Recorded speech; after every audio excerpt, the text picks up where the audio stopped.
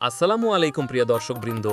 আজ আমি চলে এসেছি পুঠিয়া গ্রামের এক অসাধারণ মানুষ, পরিশ্রমী কৃষক শাহিন আলম ভাইয়ের কাছে, যিনি উচ্চশিক্ষা নিয়ে চাকরি না পেয়ে হতাশ হননি, বরং নিজের পরিশ্রমকে সঙ্গী করে কৃষিকাজকে বেছে নিয়েছেন জীবিকার পথ হিসেবে।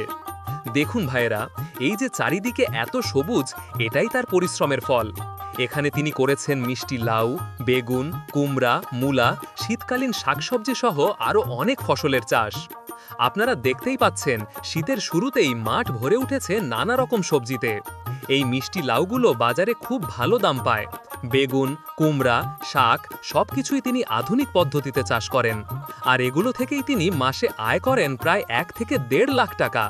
শাহিন ভাই, আপনি ডিগ্রি পাশ করার পর চাকরি পাননি, চাষাবাদ করার সিদ্ধান্ত কেন নিলেন? দেখেন ভাই, আমার বাবার জমি ছিল। চাকরি নিয়ে দৌড়াদৌড়ি করার চেয়ে আমি ভেবেছি নিজের জমিতেই একটা কিছু করি। পরিশ্রম করলে আল্লাহ কখনো কাউকে খালি হাতে ফেরান না। আজ আলহামদুলিল্লাহ এই কৃষিকাজেই আমি ভালোভাবে চলতে পারছি। নিয়মিত পরিচর্যা, সময়মতো কীটনাশক ব্যবহার, মাটির পরীক্ষা আর বাজার দর দেখে ফসল চাষ করাই আমার সাফল্যের রহস্য। এই যে দেখুন, সবগুলো কাজ তিনি নিজেই তত্ত্বাবধান করেন। সকালে উঠে মাঠে আসেন, শ্রমিকদের সাথে কাজ করেন, আবার বাজার দরও নিজের চোখে দেখেন।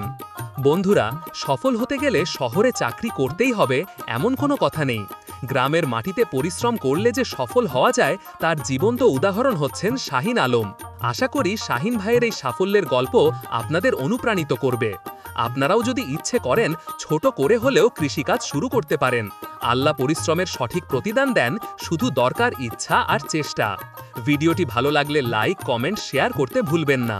আর গ্রাম বাংলার আরও সুন্দর বাস্তব গল্প পেতে আমাদের সাথে থাকুন।